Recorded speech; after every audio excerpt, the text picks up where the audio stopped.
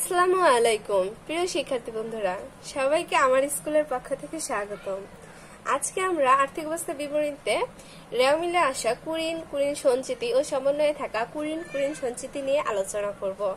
আমি জানি সবারই এই একটা টপিক নিয়ে খুবই ঝামেলা সৃষ্টি হয়ে থাকে, আর সমস্যা এখানেই থাকে যে আর্থিক অবস্থা বিবরণী করতে গেলে কুরিনটা নিয়ে ঝামেলা পোহাতে হয়। তো আশা করি আজকের ভিডিওটা দেখার পর যদি ভালো করে দেখো আর বোঝার চেষ্টা করো, অবশ্যই তোমাদের আর কুরিন সঞ্চিতি নিয়ে কোনো ঝামেলাই থাকবে না, খুবই সহজ মনে হবে।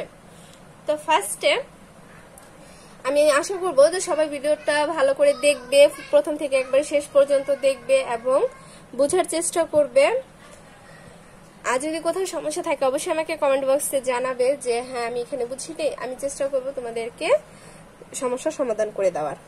তো চলো অঙ্কটি শুরু করা যায়। যে আমাদের প্রথমে একটি রেও মিল দেওয়া থাকে, আর্থিক অবস্থার বিবরণী করতে গেলে রেও মিল দেওয়া থাকে আর কিছু সমন্বয় দেওয়া থাকে। অনেক সময় দেখা যায় কিছু অঙ্কে শুধু কুরিন আর কুরিন সঞ্চিতি রেও মিলে দেওয়া থাকে কিন্তু কোনো সমন্বয় দেওয়া থাকে না।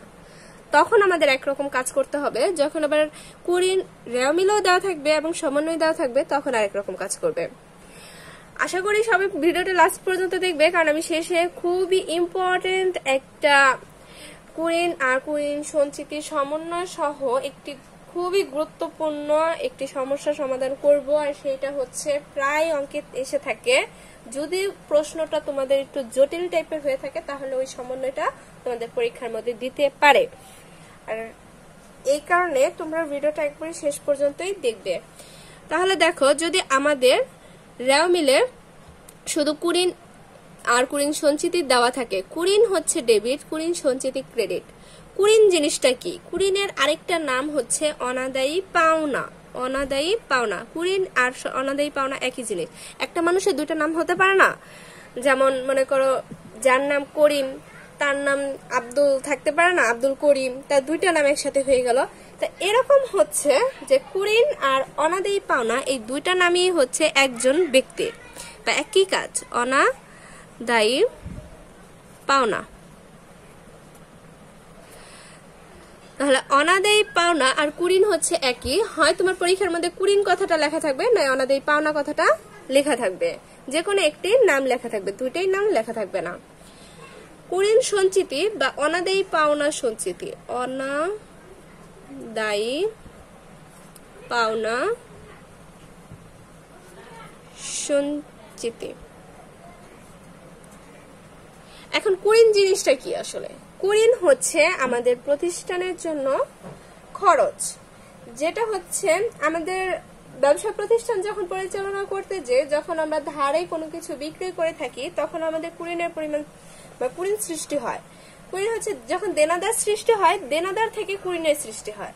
তো যখনই আমরা কোনো পণ্য ধারে বিক্রি করব তখন আমাদের ধারে বিক্রির ফলে দেনাদারের সৃষ্টি। ধারে বিক্রয়, আমরা সবাই জানি যে ধারে বিক্রি করলে দেনাদার বৃদ্ধি পায়।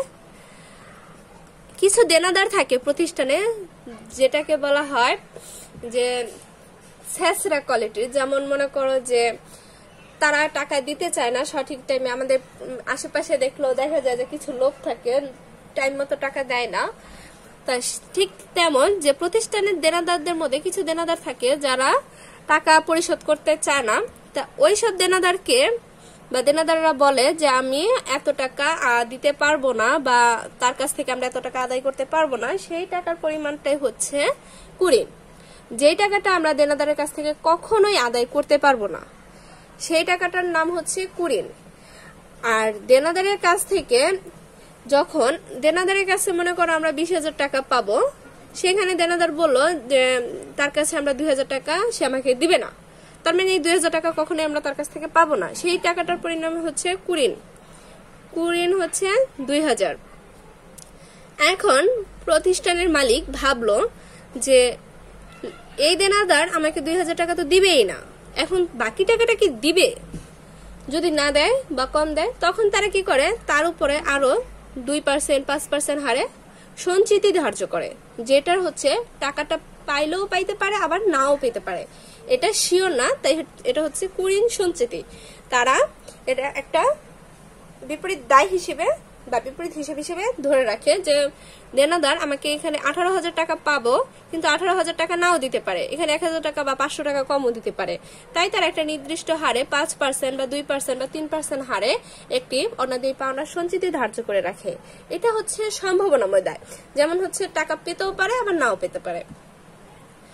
তাই কুঋণ হচ্ছে যে টাকাটা কখনোই পাবে না, আর কুঋণ সঞ্চিতিটা হচ্ছে টাকা পেতেও পারে নাও পেতে পারে। তাহলে আমাদের এখানে রেওমিল থেকে আমরা কি করব, বিশদ আয় বিবরণী, কারণ আমাদের কুঋণটা পরিচালন ব্যয় বসবে। আর হচ্ছে এই রেওমিলের কুঋণের কাজ হচ্ছে একবার, রেওমিলের কুঋণের কাজ হচ্ছে একবার, আর সমন্বয়ের কুঋণের কাজ হচ্ছে 2 বার। সব সময় মনে রাখবে রেওমিলের কুঋণের কাজ হচ্ছে একবার। শুধু রেওমিলে যদি কুঋণ থাকে তাহলে শুধু বিশদ আয় বিবরণীতে বসবে, বিশদ আয় বিবরণীতে পরিচালন ব্যয় বসবে। তাহলে পরিচালন ব্যয় কিভাবে বসবে? ফার্স্টে আমরা লিখব পরিচালন ব্যয় কুঋণ লিখবো হচ্ছে কত টাকা, 2,000 টাকা। প্রথম ঘরে টাকাটা লিখবো 2,000 টাকা। এটা থেকে বাদ দিব হচ্ছে পুরাতন সঞ্চিতি। এই রেওমিলে যে কুঋণগুলো থাকবে এগুলো সবগুলো হচ্ছে পুরাতন, আর সমন্বয়ে যেগুলো থাকবে এগুলো সব হচ্ছে নতুন। তাহলে এই কুঋণ থেকে কুঋণ সঞ্চিতি বাদ যাবে। সব সময় মনে রাখবে কুঋণ থেকে এই কুঋণ সঞ্চিতি বাদ যাবে।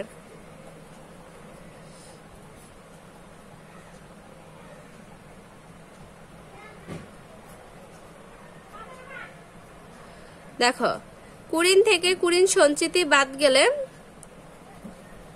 যে টাকাটা আসবে সেটা হচ্ছে আমাদের কুঋণের পরিমাণ। যদি আমাদের সমন্বয়ে কোনো কুঋণের কথা বলা না থাকে তখন আমাদের এইভাবে খালি এক জায়গায় কাজ করতে হবে, সেটা হচ্ছে বিশদ আয় বিবরণী। পরিচালন ব্যয়ের মধ্যে লিখবো হচ্ছে কুঋণ থেকে কুঋণ সঞ্চিতিটা বাদ দিব, দিয়ে এই টাকাটা হচ্ছে কুঋণের পরিমাণ। এখন সাপোজ মনে করো আমাদের এখানে দেওয়া আছে যে রেওমিলে দেওয়া আছে দেনাদার 20,000 টাকা। রেওমিলে কত টাকা দেওয়া আছে? দেনাদার 20,000 টাকা। এবং এখানে কুঋণ সঞ্চিতি দেওয়া আছে 2,000 টাকা। এখানে আবার কুঋণের পরিমাণ দেওয়া নেই। পরীক্ষাতে যে কোনো টাইপেরই থাকতে পারে। আমি সবগুলো নিয়ে আলোচনা করব। আশা করি ভিডিওটা একটু ধৈর্য সহকারে দেখবে, যেহেতু অনেক কিছু শেখার আছে তাই একটু ভিডিওটা বড় হতে পারে। তাহলে দেখো এখানে হচ্ছে কুঋণ আমাদের কত টাকা দেওয়া আছে, এখানে কুঋণ দেওয়া নেই। আর এগুলো হচ্ছে রেওমিলে যে কুঋণটা দেওয়া থাকবে সেই কুঋণটা হচ্ছে পুরাতন। রেওমিলে যে কুঋণ দেওয়া থাকবে সেটা হচ্ছে পুরাতন কুঋণ, আর যেটা সমন্বয়ে দেওয়া থাকবে সেটা হচ্ছে নতুন। আশা করি সবাই বুঝতে পেরেছ। তাহলে আমরা এখানে বিশদ আয় বিবরণীর ঘরে লিখবো হচ্ছে ফার্স্টে এই টাকাটা লিখবো, কারণ ফার্স্টে আমাদের কি লিখতে হবে? কুঋণ। তা কুঋণ যেহেতু নাই, এখানে আবার সমন্বয়ে বলা হয়েছে দেনাদারের 1,000 টাকা আদায়যোগ্য নয়। দেনাদারের 1,000 টাকা আদায়যোগ্য নয় মানে এই টাকাটা তুমি কখনোই আদায় করতে পারবে না, এটা হচ্ছে তোমার নতুন কুঋণ। তাহলে লিখবো নতুন কুঋণ বা অনাদায়ী। এখানে আমরা কি লিখতে পারি? নতুন অনাদায়ী পাওনা। যেহেতু আমাদের সমন্বয়ে রেওমিলে কুঋণ লেখা আছে তাই আমরা এখানে লিখবো নতুন কুঋণ। নতুন কুঋণ লিখবো প্রথম ঘরে কত টাকা? 1,000 টাকা। 1,000 টাকা লিখবো। এখন এখান থেকে বাদ দিব হচ্ছে পুরাতনটা, বাদ পুরাতন কুঋণ, পুরাতন কুঋণ সঞ্চিতি। পুরাতন কুঋণ সঞ্চিতির পরিমাণটা হচ্ছে 2,000। তাহলে আমরা 1,000 থেকে 2,000 বাদ দিলে আমাদের 1,000 টাকা হচ্ছে মাইনাস ফিগারে থাকবে, কারণ এই টাকাটা হচ্ছে আমাদের বড়, মাইনাস ফিগারের টাকাটা হচ্ছে বড়, তাই এখানে হচ্ছে আমাদের মাইনাস ফিগারের টাকাটা থাকবে।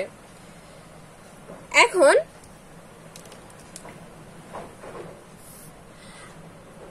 এখানে দেখো দেনাদারের পরিমাণ বলা হয়েছে 20,000 টাকা, কুঋণ দেওয়া আছে 2,000 টাকা, কুঋণ সঞ্চিতি দেওয়া আছে 1,000 টাকা। ধারে পণ্য বিক্রয় 10,000 টাকা। ধারে পণ্য বিক্রয় কত টাকা? 10,000 টাকা। দেনাদারের 10%, পাওনা অনাদায়ী পাওনা ধার্য করো, দেনাদারের 10% অনাদায়ী পাওনা ধার্য করো। এখন এরকম আমাদের একটি সমন্বয় দেওয়া আছে। তো তখন আমরা কি করব, বিশদ আয় বিবরণীর ঘরে আমাদের কি আসবে,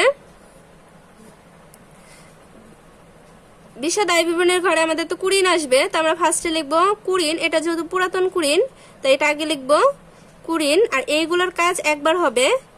কুড়িন, কুড়িন হচ্ছে আমাদের 2000 টাকা। এই কুড়িন সঞ্চিতি আমাদের বাদ যাবে। এখানে যেহেতু 10% আদায়যোগ্য না বা অনাদায়ী পাওনা ধার্য করো, তাহলে এটা হচ্ছে আমাদের নতুন কুড়িন। কুড়িনের সাথে নতুন কুড়িন, নতুন সঞ্চিতি যোগ হবে। কুড়িনের সাথে রেও মিলে সমন্বয়ে থাকা সঞ্চিতি কুড়িন সবই যোগ হবে। তাহলে কুড়িন, নতুন কুড়িন, নতুন কুড়িন। এটা খুবই ইম্পর্টেন্ট একটা বিষয়। দেখো একটা এন্ট্রি, এই এন্ট্রিটা খুবই ভালো করে বুঝতে হবে। নতুন কুড়িন 10%, কার 10%? দেনাদারের 10%। এখানে আবার বলা হয়েছে ধারে পণ্য বিক্রয় 10,000 টাকা।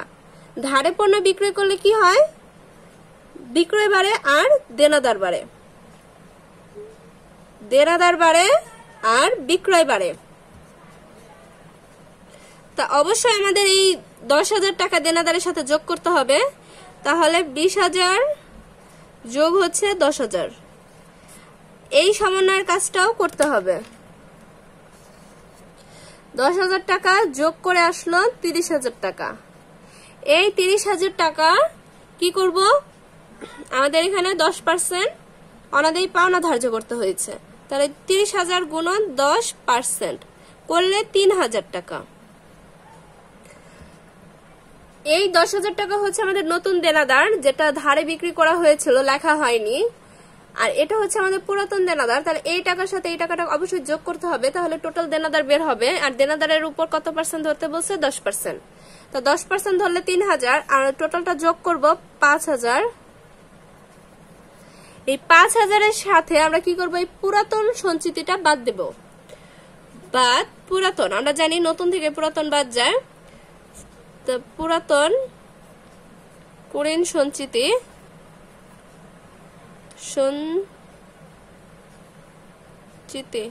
সঞ্চিতি হচ্ছে 1,000। বাদ দেওয়ার পর যে টাকাটা আসবে সে টাকাটা হচ্ছে আমাদের কুড়িনের পরিমাণ 4,000 টাকা। তা 5,000 থেকে 1,000 বাদ দিলে 4,000 টাকা। আশা করি সবাই বুঝতে পেরেছ।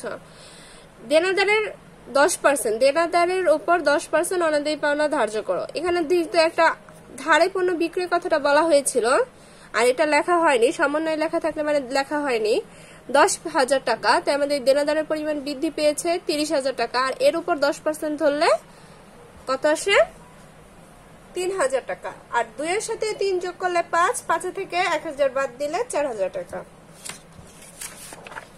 এখন আমরা খুবই ইম্পর্টেন্ট একটা দেনাদার কুড়িনের পরিমাণ নির্ণয় করব প্লাস দেনাদারের পরিমাণ নির্ণয় করব। এখানে খুবই মনোযোগ সহকারে দেখতে হবে। এটা যদি আমরা পারি তাহলে আমাদের কুড়িনের সমস্যা আর থাকবে না। তো ফার্স্টে হচ্ছে আমাদের এখানে একটি বিশদ আয় বিবরণী লিখি, যেহেতু আমরা কুড়িনের পরিমাণ নির্ণয় করতেছি। তো বিশদ আয় বিবরণীতে লিখলাম অনাদায়ী পাওনা বা কুড়িন, বলেছি যে কোনো একটা নাম থাকতে পারে। তো আমরা লিখলাম কুড়িন। কুড়িন আমাদের রেও মিলে যেটা দেওয়া থাকবে সেটা হচ্ছে পুরাতন, আর পুরাতন কুড়িন হচ্ছে 2,000 টাকা। এটা আমাদের প্রথম ঘরে লিখতে হবে। এখন আমাদের এই কুড়িন সঞ্চিতটা হাতে রেখে দিতে হবে, এটা পরে কাজ করতে হবে কারণ মাইনাস হবে। মাইনাস হলে এটা আমরা লাস্টে মাইনাস করব। এখন আমরা কি করব, ধারে বা অলিখিত বিক্রয় 10,000 টাকা, অলিখিত আন্তঃফেরত 1,000 টাকা। এগুলো সবগুলো একসাথে থাকবে না, এই এন্ট্রিগুলোই তোমাদের পরীক্ষার মধ্যে যে কোনো একটা দুটা থাকতে পারে। ধারে পণ্য বিক্রয়, তাহলে আমাদের এখানে বলছে দেনাদারের 10% আদায়যোগ্য নয়, দেনাদারের 10%। তা দেনাদার হচ্ছে 20,000। আসলে কি 20,000? এখানে দেখো দেনাদার হচ্ছে, দেনাদার রেও মিলে দেওয়া আছে 20,000। সমন্বয়ে বলা আছে অলিখিত বিক্রয়, আর আমরা জানি অলিখিত বিক্রয়ের ফলে কি হয়, দেনাদার বৃদ্ধি পায়। অলিখিত বিক্রয় বা ধারে বিক্রয় কথাটা লেখা থাকলে দেনাদার পরিমাণ বৃদ্ধি পাবে 10,000। তার টোটাল হলো আমাদের 30,000। এখন বলা হয়েছে অলিখিত আন্তঃফেরত 1,000। অলিখিত আন্তঃফেরত 1,000, আমি এখানে 2,000 টাকা দিয়ে দিলাম। অলিখিত আন্তঃফেরত হচ্ছে 2,000। এখন 2,000 টাকা যদি অলিখিত আন্তঃফেরত হয়, আর আন্তঃফেরতের ফলে আমাদের জাবেদাটা কি হয়? সমন্বয় জাবেদাটা বলো। আন্তঃফেরত ডেবিট হয়, আন্তঃফেরত ডেবিট হবে, আর এখানে দেনাদার ক্রেডিট হবে। দেনাদারের পরিমাণ কমে যাবে, কারণ বিক্রয় করেছিলাম তার কাছে, দেনাদার আমাকে পণ্য ফেরত পাঠিয়ে দিয়েছে, তাহলে দেনাদার পরিমাণ কমে যাবে। তাহলে এই আন্তঃফেরত নামে বাদ যাবে, আন্তঃফেরত। আর সমন্বয় থাকলে এটার দুইটা কাজ হবে। তাহলে আন্তঃফেরত হচ্ছে 2,000 টাকা, তাহলে টোটাল আসলো কত? 28,000 টাকা।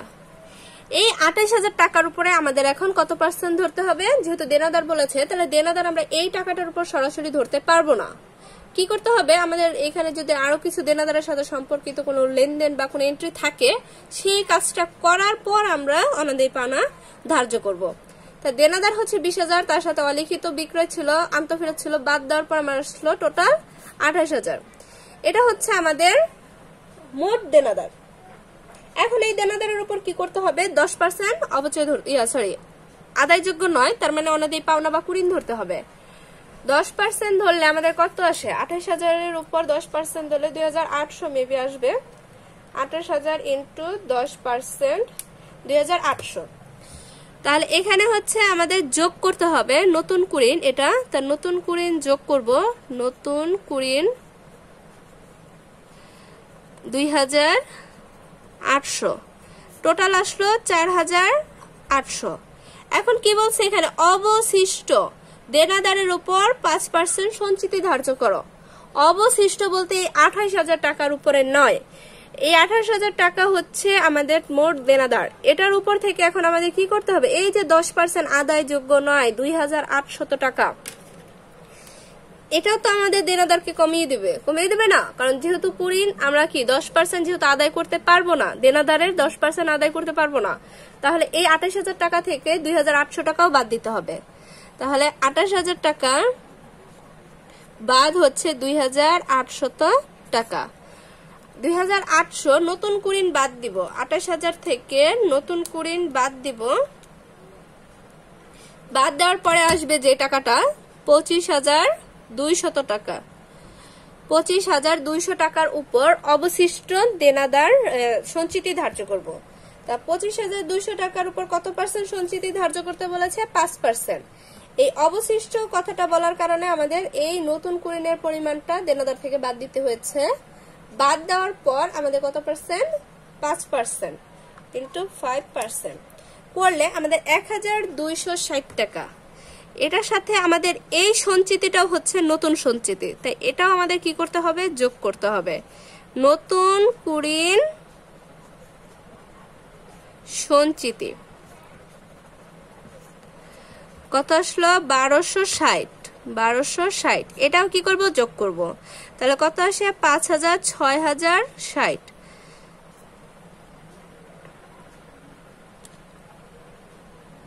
4,800, 6,060। তো 6,060 টাকা হচ্ছে আমাদের কুরিন বের হলো। এখন আমরা কি করব? আমাদের এতটুকু কাজ শেষ। কাজ শেষ হওয়ার ফলে এখন আমাদের এই যে একটা বাকি ছিল, এটা হচ্ছে আমাদের পুরাতন কুরিন সঞ্চিতি। নতুনগুলো যোগ করার পর এটা বাদ দিয়ে দেব পুরাতন। সমান রেওয়া মিলের কাজ একবার হয়, তাই এখানে শেষ হয়ে যাবে। এই দুইটার কাজ আবার আরেক জায়গায় হয়েছে। এখানে আবার কি করব? এই পুরাতনটা লিখব। কত টাকা দেওয়া আছে? 1,500। 1,500 বাদ দেওয়ার পর যেটা হবে সেটা হচ্ছে আমাদের কুরিনের পরিমাণ 4,560। 4,560 টাকা হচ্ছে আমাদের নিট কুরিনের পরিমাণ। আর এখানে আমাদের দেনাদারটা বের হবে, যেহেতু আমরা এই কুড়িনটাও বাদ দিয়েছিলাম আর আমাদের নিট দেনাদারের পরিমাণ নির্ণয় করতে বললে এই যে নতুন যে সঞ্চিতিটা বের করেছি আমরা এখানে, এই নতুন সঞ্চিতিটা আমাদের দেনাদার থেকে বাদ যাবে। তা 25,000 থেকে মাইনাস করব হচ্ছে 1260। 1260 বাদ দেওয়ার পর 25,200 টাকা থেকে বাদ দিব 1260, বাদ দেওয়ার পর 23,940। 23,940 এই টাকাটা হচ্ছে আমাদের নিট দেনাদারের পরিমাণ। আমরা যখন চলতি সম্পদ আর্থিক অবস্থা বিবরণীতে লিখব তখন এইভাবে দেনাদারের সাথে অলিখিত বিক্রয় যোগ করব, আন্তঃফেরত বাদ দিব, নতুন কুড়িন বাদ দিব, নতুন কুড়িন সঞ্চিতি বাদ দিব, বাদ দেওয়ার পর যে টাকাটা আসবে সেটা হচ্ছে আমাদের নিট দেনাদারের পরিমাণ। আশা করি সবাই বুঝতে পেরেছো। আল্লাহ হাফেজ।